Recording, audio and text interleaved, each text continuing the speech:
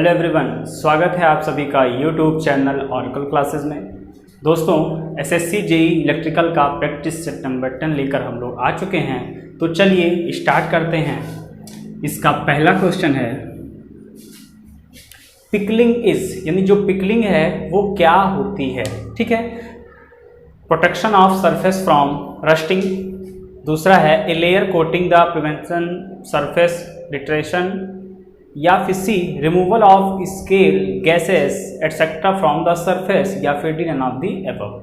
तो जो बैटरी होती है हम लोग की, उसमें पिकलिंग एक प्रोसेस होता है जिसके द्वारा हम लोग जो सरफेस है उससे ग्रीस इत्यादि को क्या करते हैं, हटाते हैं, उसको साफ करते हैं। ठीक है, तो पिकलिंग एक प्रोसेस है जिससे हम लोग सरफेस पर जमी हुई ग्रीस इत्यादि को हटाते हैं। तो वो किस में दिख रहा है? ऑप्शन नंबर सी में, removal of scale greases etcetera from the surface. ठीक, चलिए नेक्स्ट क्वेश्चन नंबर सेकंड पर इसमें पूछा गया है a parallel circuit is said to be resonance when the admittance is purely. ठीक, एक पैरेलल सर्किट है जो रिजोनेंस कंडीशन में है, तो उसका एडमिटेंस किसके बराबर होगा या प्योरली क्या होगा। तो देखिए, अगर याद हो तो हम लोगों ने पढ़ा है कि सीरीज सर्किट में जब रिजोनेंस होता है तो उस कंडीशन में सर्किट बिहेव करती है प्योर रेजिस्टिव के जैसे, प्योर रेजिस्टिव सर्किट के जैसे।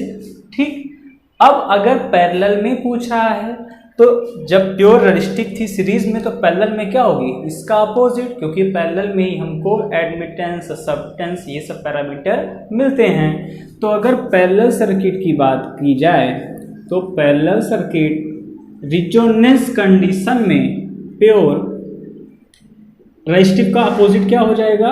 कंडक्टिव। रेजिस्टिव का अपोजिट क्या होगा? शुद्ध चालकी। ठीक है, तो प्योर कंडक्टिव सर्किट की तरह वो बिहेव करेगी।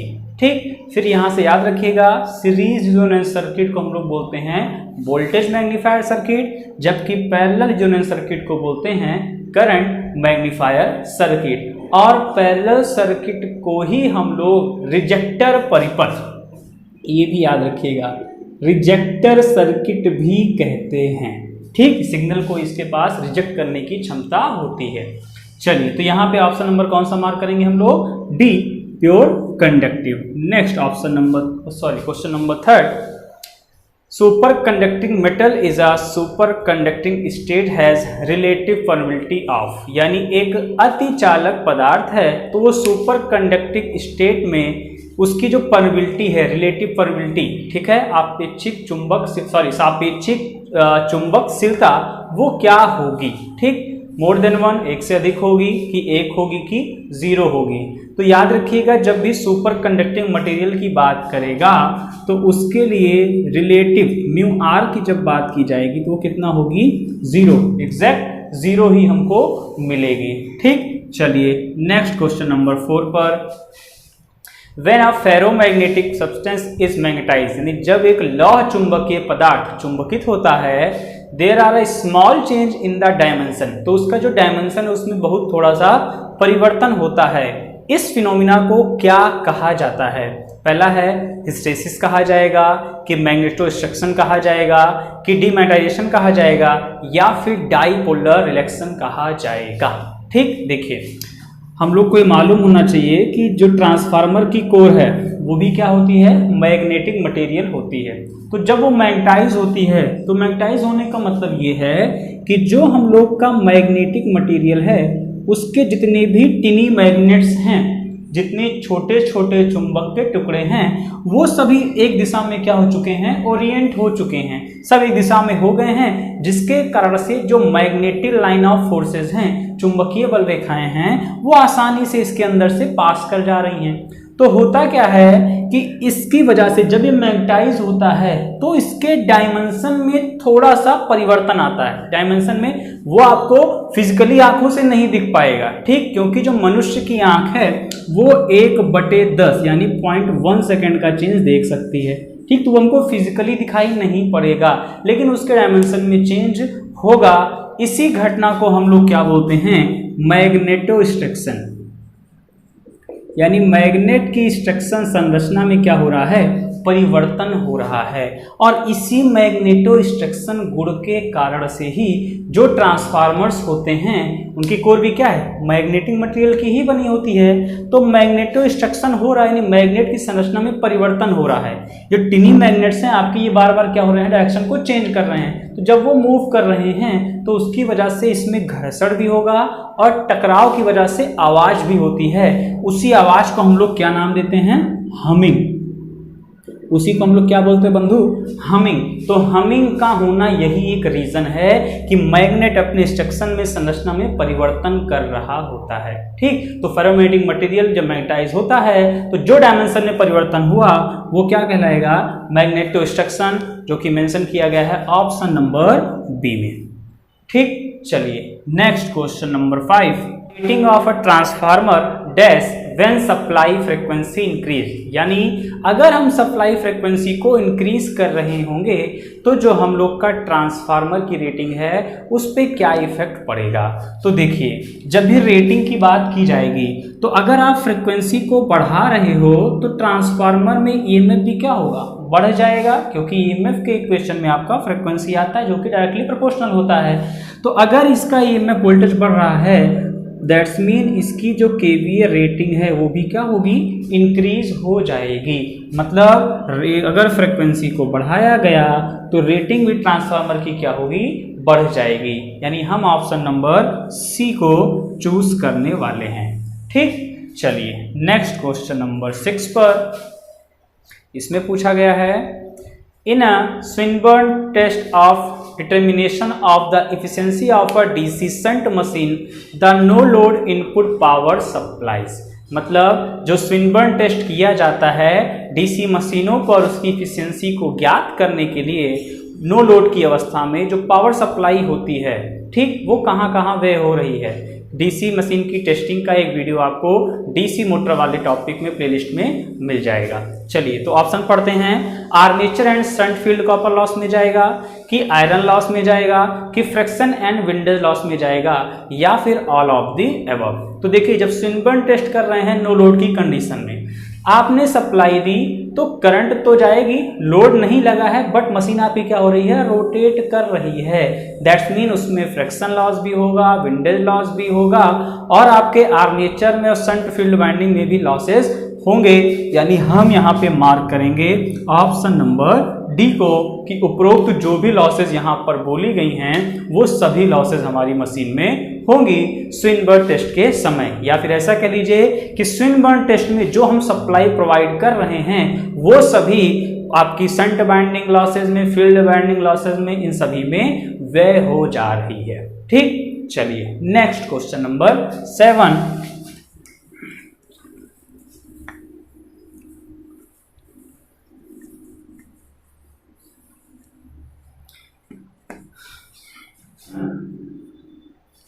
Harmonics in the EMF generated in an alternator can be reduced by. मतलब हम लोग के पास एक अल्टरनेटर है, उसमें अगर हार्मोनिक्स हैं, ठीक, यानी जो आपकी मूल फ्रीक्वेंसी थी, फंडामेंटल फ्रीक्वेंसी थी, उस पर कोई और फ्रीक्वेंसी आपकी ओवरलैप हो जा रही है, इसी को हम लोग बोलते हैं क्या, हार्मोनिक्स। अगर हार्मोनिक्स आ जा रहा है अल्टरनेटर में तो हम उसको कैसे समाप्त करेंगे। पहला ऑप्शन है स्विचिंग द स्लॉट, स्लॉट को तिरछा काटकर, फिर है B chamfering the salient pole shoe, pole shoe को चैम्फर्ड करके, फिर C using distribution winding, distributing winding का प्रयोग करके, या फिर D all of the above. ठीक, तो देखिए, अगर आपने डिस्ट्रीब्यूशन बाइंडिंग पढ़ा हो तो डिस्ट्रीब्यूशन बाइंडिंग का प्रयोग करने से हार्मोनिक्स क्या होती है, कम हो जाती है।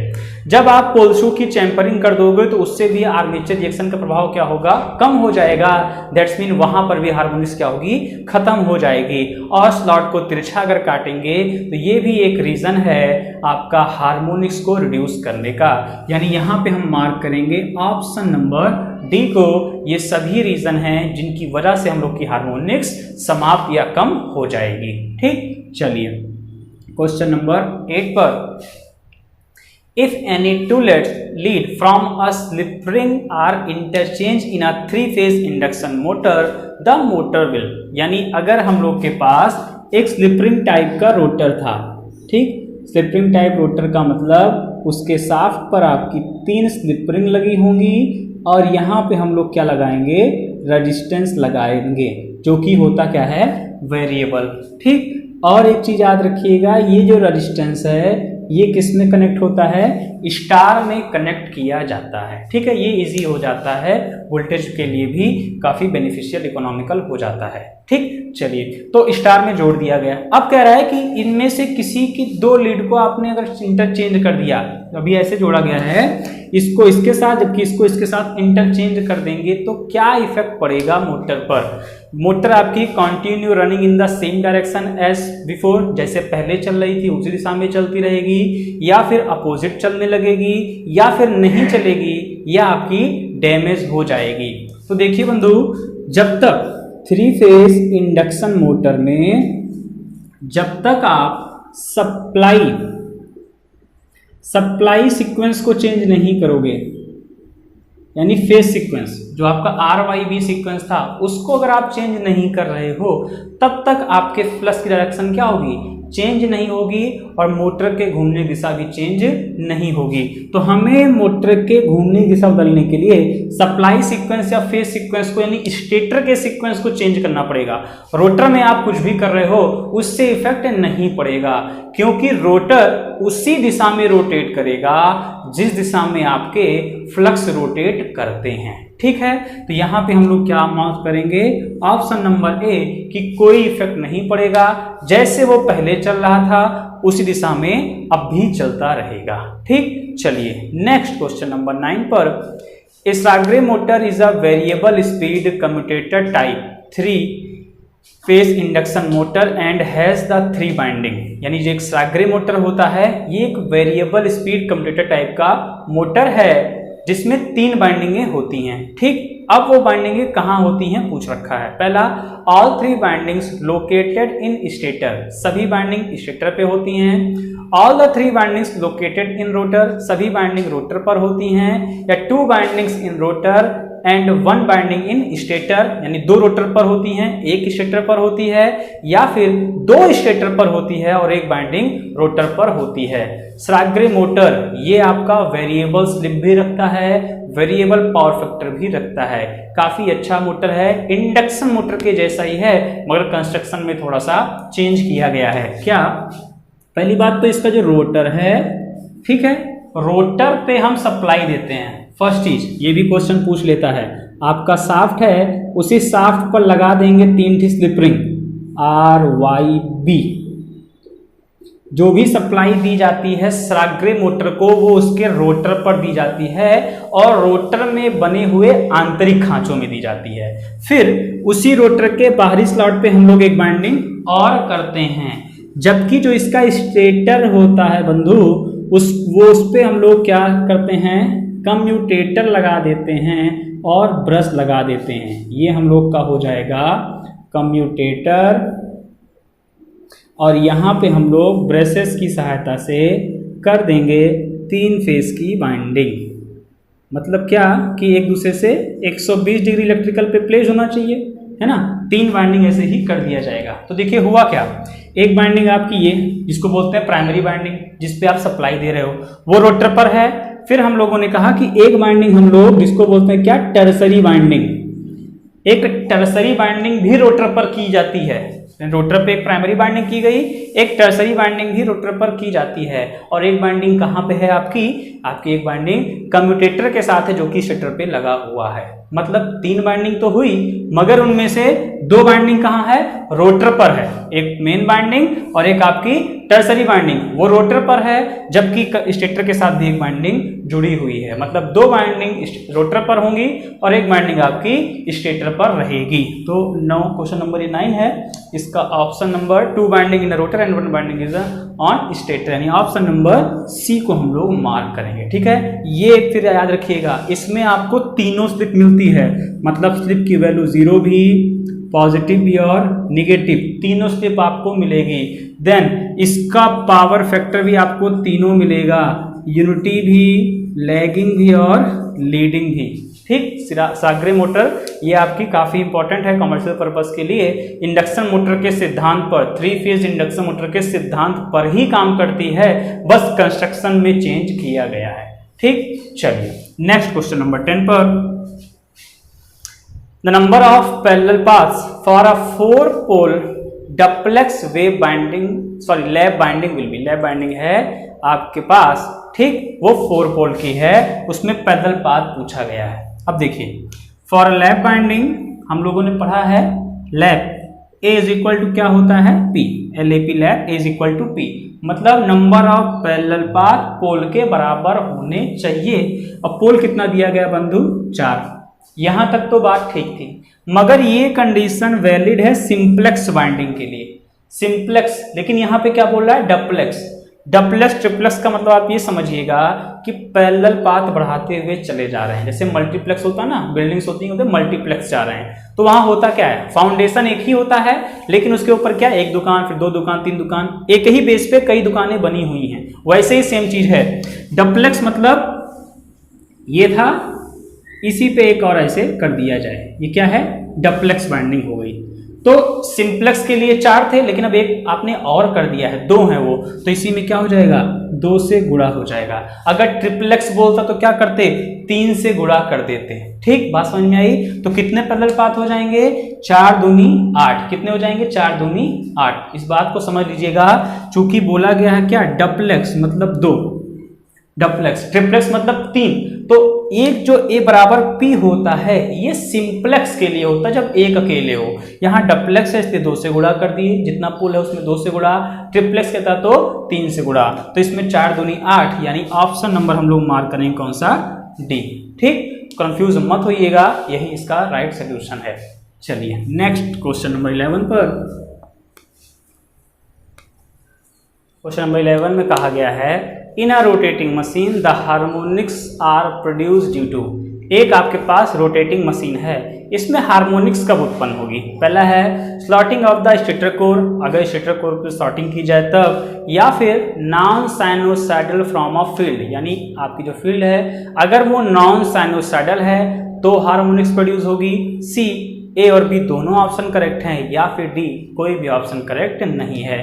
देखिए हार्मोनिक्स की बात अभी पहले भी हुई थी, ये आपकी कोई फंडामेंटल फ्रीक्वेंसी है, इस पर अगर कोई दूसरी फ्रीक्वेंसी ओवरलैप कर जाती है ना, तो ये बोला जाता है क्या, हार्मोनिक्स।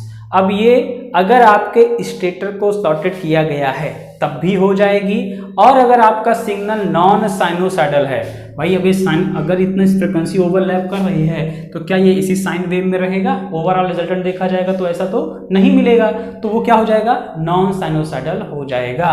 दैट्स मीन सी वाला ऑप्शन दोनों ए और बी दोनों आपका करेक्ट है। ठीक, चलिए नेक्स्ट क्वेश्चन नंबर 12 पर। For a given frequency, the deflecting torque of an induction ammeter is directly proportional to। जो आपका इंडक्शन टाइप अमीटर है उसमें आपका जो टार्क, डिफ्लेक्टिंग टार्क प्रोड्यूस हो रहा है वो किस प्रकार से किसके प्रोपोर्शनल होगा। ठीक, तो देखिए इंडक्शन टाइप में डिफ्लेक्टिंग टार्क जो है वो करंट के स्क्वायर पर डिपेंड करता है, वो करंट के स्क्वायर पर डिपेंड करेगा।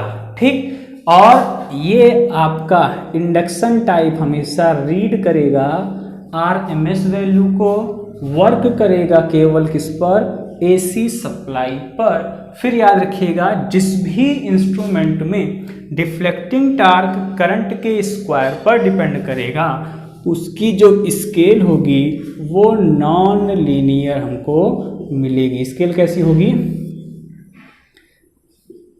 नॉन लीनियर स्केल हमको मिलने वाली है। ठीक, इतने पॉइंट आप याद रखिएगा, काफ़ी इंपॉर्टेंट है। चलिए नेक्स्ट क्वेश्चन नंबर 13 पर। If a frequency AC signal, यानी आपका एक if a high frequency AC signal whose RMS value is √2 volt, यानी एक हाई फ्रिक्वेंसी का सिग्नल है जिसकी जो वैल्यू है वो कितनी है आरएमएस वैल्यू, √2 वोल्ट दी गई है। अगर इसी सिग्नल को हम एक PMMC टाइप इंस्ट्रूमेंट में अप्लाई कर रहे हैं, ठीक, permanent magnet moving coil instrument में हम इसको अप्लाई कर रहे हैं, तो आपका इंस्ट्रूमेंट की रीडिंग क्या होगी, 2 वोल्ट मिलेगा कि 12 वोल्ट मिलेगा कि 1 वोल्ट मिलेगा कि 0 वोल्ट मिलेगा। ठीक, चलिए इस पे जितनी पॉइंट बन सकते हैं सब डिस्कस करेंगे। PMMC टाइप इंस्ट्रूमेंट, सबसे पहली बात ये आपकी मेज़र करता है एवरेज वैल्यू को, और केवल किस पे काम करता है, DC सप्लाई पर, AC पे काम नहीं करेगा। यहीं से आपका आंसर आपको मिल गया। लेकिन अभी हम और देखेंगे। PMMC टाइप इंस्ट्रूमेंट में डिफ्लेक्टिंग टाइप प्रोपोर्शनल होता है केवल करंट I के, ठीक, और अगर TD प्रोपोर्शनल I के है तो इसकी स्केल कैसे होगी बंधु, लीनियर स्केल आपको मिलेगी, रैखिक स्केल आपको मिलने वाली है। ठीक है, तो अगर भाई वो DC पर काम करेगा नहीं, AC के लिए काम करेगा ही नहीं, तो AC आप दे रहे हो हाई फ्रिक्वेंसी की, तो क्या आप कुछ रीडिंग ले पाओगे उससे, जी नहीं, वो तो वर्क करेगा नहीं। तो रीडिंग आपको क्या मिलेगी, 0। कितनी मिलेगी, 0, जो कि ऑप्शन नंबर डी में मेंशन किया गया है। इतनी बात समझ में आई। ठीक, तो ऐसे है। अब कुछ लोग क्या आरएमएस वैल्यू दी गई है उससे मैक्सिमम वैल्यू निकाल के, एवरेज वैल्यू निकाल के आंसर बता देंगे, जो कि गलत हो जाएगा। ठीक, ध्यान से। चलिए नेक्स्ट क्वेश्चन नंबर 14 पर। Consider the following transducer. ठीक, पहला दिया गया है LVDT, पीजो इलेक्ट्रिक, थर्मोकपल या फोटोवोल्टेइक सेल। ये आपके पास ट्रांसड्यूसर चार्ट दिए गए हैं। क्वेश्चन अब पूछ रहा है which of the above are the active transducer. Transducer that's mean ये आपका किसी भी फिजिकल क्वांटिटी को इलेक्ट्रिकल सिग्नल में कन्वर्ट करेगा। ट्रांसड्यूसर किसी भी इलेक्ट्रिकल क्वांटिटी को फिजिकल सिग्नल में या इसका रिवर्स भी वो काम करेगा। अब बात आई कि भैया एक्टिव ट्रांसड्यूसर क्या और पैसिव ट्रांसड्यूसर क्या।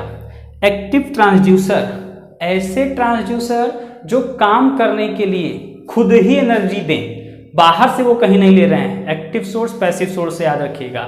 एक्टिव सोर्स क्या था, जो एनर्जी दे रहे थे, एक्टिव थे। पैसिव क्या था, जो एनर्जी को ले रहे थे, एब्जॉर्ब कर रहे थे। ऐसे ही एक्टिव ट्रांसड्यूसर का मतलब है कि वो कार्य करने के लिए एनर्जी कहीं बाहर से नहीं बल्कि खुद ही उत्पन्न करेगा, एक्टिव कहलाएगा। और पैसिव वाला क्या होगा, जो एनर्जी काम करने के लिए कहीं बाहर सोर्स से ले रहा होगा। तो जो 4 ऑप्शन दिए गए हैं, ठीक है। पीजो इलेक्ट्रिक आपको मालूम होना चाहिए। पीजो इलेक्ट्रिक का एग्जांपल क्या है, क्वार्ट्ज है, टूरमेलिन है, जिसकी विशेषता क्या है, जब आप उस पे प्रेशर डालोगे तो 2 सतहों के बीच में वोल्टेज उत्पन्न होगा।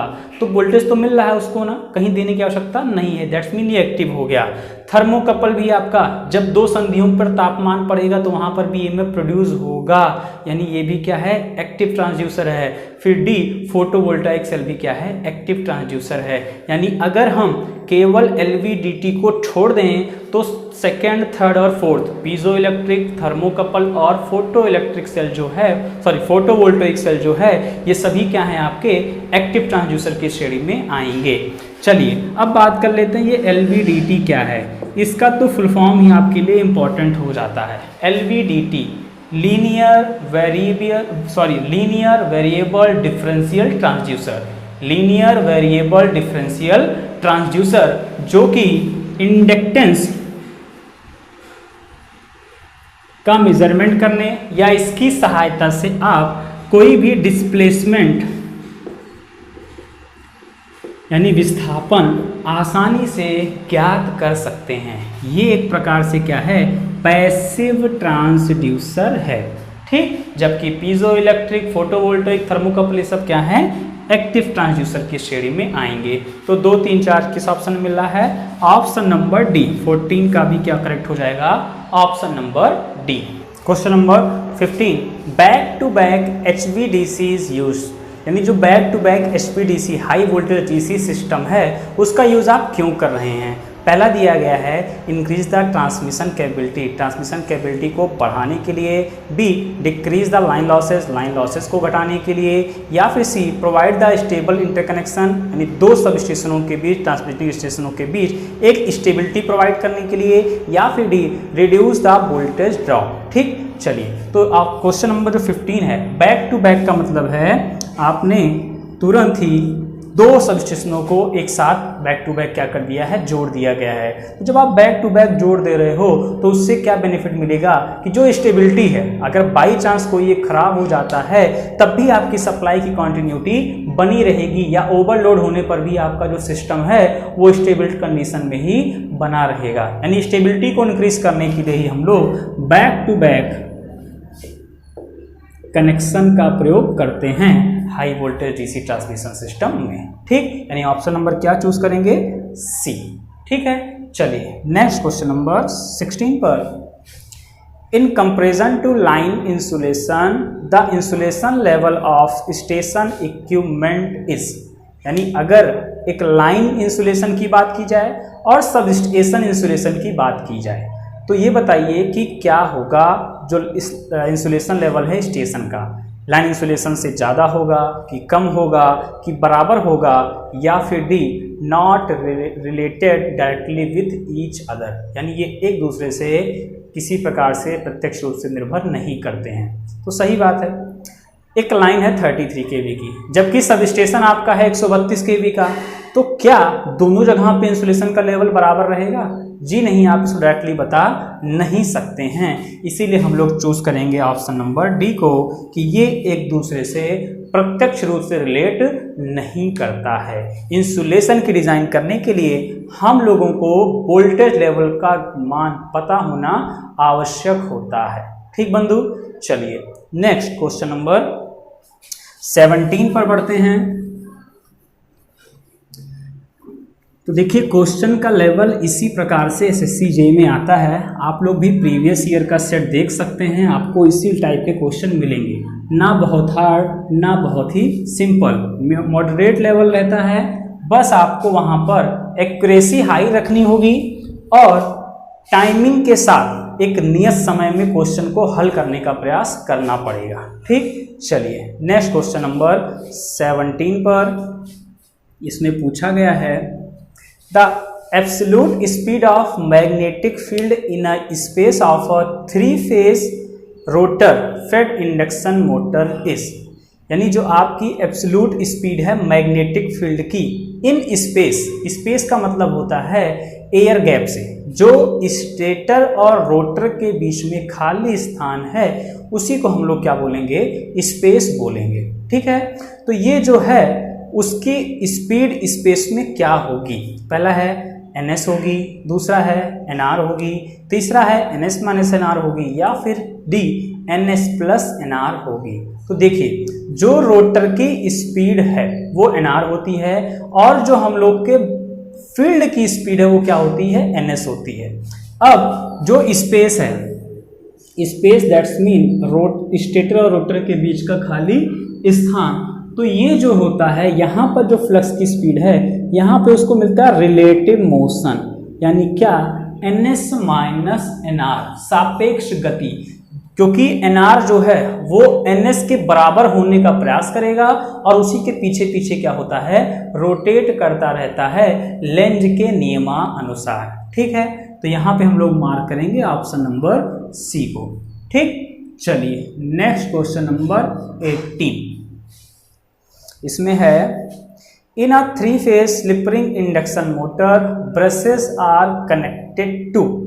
अभी जो बात हुई थी कि आपका एक स्लिप रिंग टाइप का इंडक्शन मोटर का रोटर है, तो यहाँ पे स्लिप रिंग लगाई गई थी। हमने कहा था इसमें क्या है, हम लोग लगा देते हैं वेरिएबल रेजिस्टेंस ब्रशों की सहायता से। तो वही पूछा है कि ये किस में जुड़ा होगा।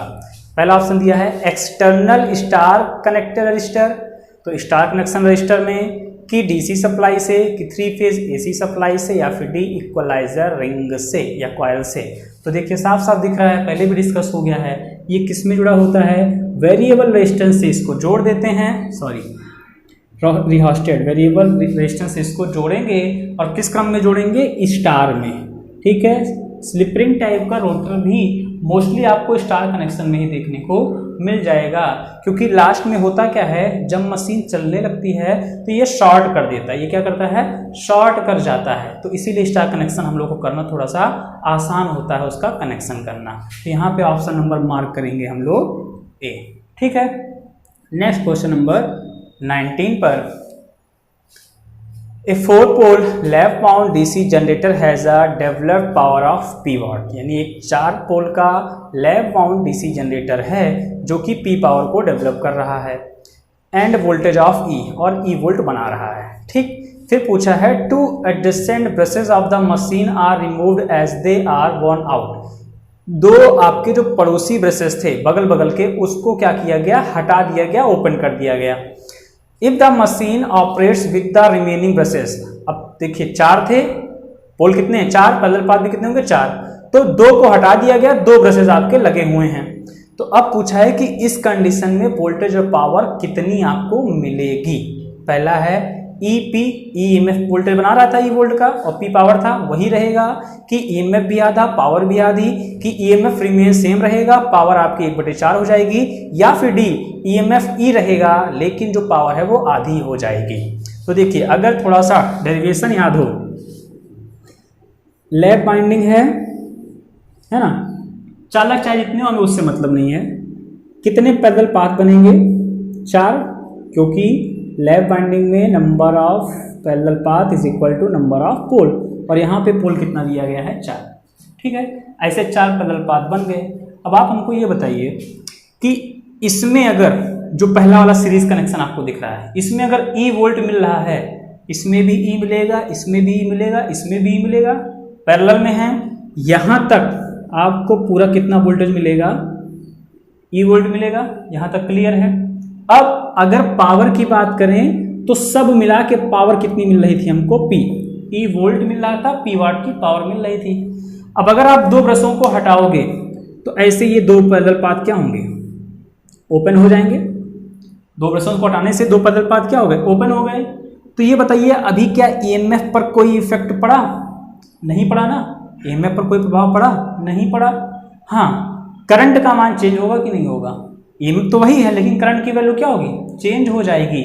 अगर पहले आपको कितनी करंट मिल रही थी, I यहाँ से, I यहाँ से, I यहाँ से, I यहाँ से, सपोज दैट पहले आपको अगर 4I करंट मिल रही थी क्योंकि 4 पैरेलल पाथ थे, अब कितनी मिलेगी, 2 निकल गए तो कितनी मिलेगी, 2I मिलेगी। तो पहले पावर आपकी E इंटू आई यानी 4 मिल रही थी, 4EI मिल रही थी, EMF रहेगा, करंट 4 थी तो 4 मिल रही थी। अभी करंट कितनी हो गई, 2, तो पावर कितनी हो जाएगी, 2 हो जाएगी, यानी पहले 4 अभी कितना 2, तो EMF तो वही रहा लेकिन पावर कितनी हो गई बंधु, आधी हो गई। पावर कितनी हो गई, आधी हो गई, यानी ऑप्शन नंबर क्या मार्क करेंगे हम लोग, डी। ठीक, बात समझ में आई। ये थोड़ा सा कंस्ट्रक्शन को लेकर है। अगर आपने डीसी मशीन में EMF का इक्वेशन सॉल्व करने को अच्छे समझा है तो ये चीजें आपको अच्छे से समझ में आ जाएंगी। ठीक, चलिए नेक्स्ट क्वेश्चन नंबर 20 पर।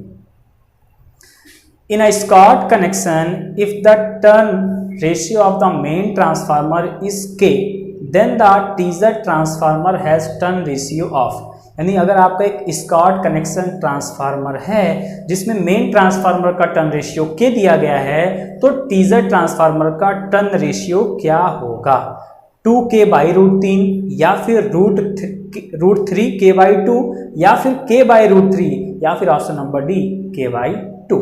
देखिए स्कॉट कनेक्शन, इसको ऊपर समझ लेते हैं थोड़ा सा बनाकर। स्कॉट कनेक्शन किस लिए यूज में लाया जाता है, क्वेश्चन नंबर 20। स्कॉट कनेक्शन का यूज 2 फेज को 3 फेज में या फिर 3 फेज को 2 फेज में बदलने के लिए करते हैं। ठीक, इसमें आपका एक मुख्य ट्रांसफार्मर होता है और एक ट्रांसफार्मर हम उसको वर्टिकल प्लेस करते हैं। ठीक, समझिएगा, जिस ट्रांसफार्मर को वर्टिकल प्लेस किया जाता है इसी को हम लोग बोलते हैं क्या, टीजर ट्रांसफार्मर। चाहे ZER लिखिए चाहे SER लिखिए, पढ़ेंगे टीजर ही, उसको बोलते हैं हम लोग टीजर ट्रांसफार्मर। अब ये 3 फेज सप्लाई प्रोवाइड करेगा 2 फेज से या 3 फेज से प्रोवाइड करेगा 2 फेज की सप्लाई। बट उसके लिए कंडीशन है कि हम जो ये टैपिंग कर रहे हैं कितने पर करेंगे, 86.6% पर। शॉर्ट टर्म थी उसका 86.6% जहां पर आएगा वहीं पर हम लोग इसकी टैपिंग कर देंगे। यहां तक क्लियर है बात। अब पूछ रहा है कि जो टीजर ट्रांसफार्मर का टर्न रेशियो है वो कितना होगा। ठीक, तो यही देखिए कितना होगा √3k/2। √3 की वैल्यू 1.732 बाई 2 करेंगे तो आपको यही मिल जाएगा 0.866k। कितना मिलेगा 0.866k। दैट्स मीन यही हम लोग का टर्न रेशियो हो जाएगा। √3/2 इंटू के। अगर पहले का k था तो अभी जो टीजर ट्रांसफार्मर का होगा कितना होगा √3/2 इंटू के। ठीक है, चलिए next question number 21। Bulb in a street light are all connected in. तो जो आपकी स्ट्रीट लाइट हैं वहां पे जो बल्ब जोड़े जाते हैं वो सभी जोड़े जाते हैं समांतर क्रम में। रेलवे में पूछा गया क्वेश्चन है, पैरेलल में जोड़ा जाता है। Next, which of the following capacitor is marked for polarity. निम्नलिखित में से किस कैपेसिटर को हम लोग पोलैरिटी के लिए मार्क करते हैं या पोलैरिटी देखकर, ध्रुवता देखकर ही परिपथ में जोड़ेंगे। पहला है एयर कैपेसिटर, कि पेपर कैपेसिटर, कि माइका कैपेसिटर, की electrolyte capacitor. Question number 22, electrolyte. ये सब आपको मौखिक याद रखने वाले क्वेश्चन है। इलेक्ट्रोलाइट कैपेसिटर, ठीक, यही आपका ऐसा है जिसमें आपका पॉजिटिव और निगेटिव बना होगा इसी सेम पोलैरिटी, प्लस को प्लस से माइनस को माइनस के साथ ही जोड़ेंगे। दैट्स मीन किसके साथ जोड़ेंगे इसको, डीसी सप्लाई के साथ जोड़ेंगे। पोलैरिटी देख कर यूज कर रहे हो, एसी में पोलैरिटी तो फिक्स नहीं है, डीसी में ही पोलैरिटी फिक्स है। तो ये इलेक्ट्रोलाइटिक कैपेसिटर डीसी सप्लाई पर प्रयोग में लाया जाएगा, जिसमें हम पोलैरिटी को देख कर ही प्रयोग में लाएंगे। नेक्स्ट क्वेश्चन नंबर 23, इन अ कम्यूटेटर, जो हम लोग का कम्यूटेटर है उसमें copper is harder then mica. जो कॉपर है वो हार्ड होता है माइका से, या फिर माइका और कॉपर बराबर हार्ड होते हैं, या फिर mica is harder than copper, या फिर D none of the above. तो भैया माइका की हार्डनेस ज़्यादा होती है किसकी तुलना में, कॉपर की तुलना में। Mica is more harder than copper, यानी ऑप्शन नंबर चूज करेंगे हम लोग सी। Next question number 24। देखिए छोटे क्वेश्चन जो मौखिक हैं उसको जल्दी जल्दी करने का प्रयास करिए। जैसे एग्जाम में भी आपको मिले तो एक नज़र देखिए, तुरंत उसका ऑप्शन चूज करिए, इस पर टाइम वेस्ट नहीं करना है। Next question number 24, which of the following circuit element stored energy in the electromagnetic field. ठीक, देखिए कंफ्यूजन यहीं से क्रिएट करता है। इलेक्ट्रोमैग्नेटिक फील्ड दे दिया, एनर्जी को स्टोर करने वाले, पहला ऑप्शन दिया गया इंडक्टेंस, दूसरा कंडेंसर, तीसरा है वेरिएबल रेजिस्टेंस, या फिर चौथा रेजिस्टेंस। तो एनर्जी को स्टोर करने के लिए तो पढ़े थे भैया दो चीजें होती हैं, एक इंडक्टर दूसरा कैपेसिटर, जिसको इंडक्टेंस लिखा है और यहाँ क्या लिखा है, कंडेंसर लिखा है। बट एल जो करता है वो कितनी एनर्जी करता है, हाफ Li²। सी कितनी करता है, हाफ CV²। यहाँ तक तो सबको क्लियर होता है। किस फील्ड में करता है ये याद रखिएगा। तो इंडक्टर जो है ये मैग्नेट की प्रॉपर्टी है, मैग्नेट यहाँ से क्रिएट होना स्टार्ट हो जाएगा। ठीक है, फ्लक्स आ जाएंगे। तो ये जो हाफ Li² है ये मैग्नेटिक फील्ड में कर रहा है, हाफ Li² को मैग्नेटिक फील्ड में कर रहा है, जबकि ये हाफ CV² को इलेक्ट्रिक फील्ड में स्टोर करता है। तो यहाँ क्या पूछा गया है, ये नहीं पूछा गया किस में स्टोर होगा, ये पूछा गया है कि एनर्जी स्टोर हो रही है और मैग्नेटिक फील्ड में हो रही है, इलेक्ट्रोमैग्नेटिक फील्ड में हो रही है, तो वो कौन करेगा, इंडक्टेंस L करेगा। यानी ऑप्शन नंबर चूज करेंगे हम लोग कौन सा, ए। ठीक, चलिए नेक्स्ट और last question 25, distribution transformer are design to have maximum efficiency nearly. यानी जो एक हमारे पास डिस्ट्रीब्यूशन ट्रांसफार्मर है ये आपका कब मैक्सिमम इफिशियंसी पर कार्य करेगा। तो जो डिस्ट्रीब्यूशन ट्रांसफार्मर है, ठीक है, इसकी डिजाइन ही हम लोग करते हैं डिस्ट्रीब्यूशन ट्रांसफार्मर। डिस्ट्रीब्यूशन ट्रांसफार्मर की डिजाइन की जाती है कि ये 50% of full load, 50% of full load पे ये आपकी मैक्सिमम इफिशियंसी पर कार्य कर सके। ठीक, जब भी पूछा जाता है कि डिस्ट्रीब्यूशन ट्रांसफार्मर की इफिशियंसी फुल लोड पे कितनी होगी तो 50% ही होती है, क्योंकि इसकी डिजाइन ही है कि ये 50% ऑफ फुल लोड, जितना पूरा लोड था उसका आधे लोड पर ये अधिकतम दक्षता के साथ कार्य करता रहेगा। जब भी पूछे पावर ट्रांसफार्मर, तो पावर ट्रांसफार्मर की हम लोग मार्क करेंगे जितना आपको मैक्सिमम ऑप्शन दिखेगा नियर अबाउट 100% होती है। फुल लोड पे अगर बात करें तो फुल लोड पे इसकी एफिशिएंसी 100% तक होती है, या फिर आपको ऑप्शन में जो भी नियर अबाउट सबसे मैक्सिमम वाला ऑप्शन दिखे 98, 95, 96, वही हम लोग क्या करेंगे, मार्क कर देंगे। ठीक है, चलिए यहाँ से ये भी आपको मालूम होना चाहिए कि जो ट्रांसफार्मर है इसकी मैक्सिमम इफिशियंसी हमको कब मिलती है, जब आयरन लॉस और कॉपर लॉस आपस में बराबर हो जाते हैं। ठीक, तो ये थे हम लोग के 25 क्वेश्चन। ठीक है, चलिए जल्द ही मिलते हैं हम लोग अपने नेक्स्ट प्रैक्टिस सेट के साथ। Thanks for watching.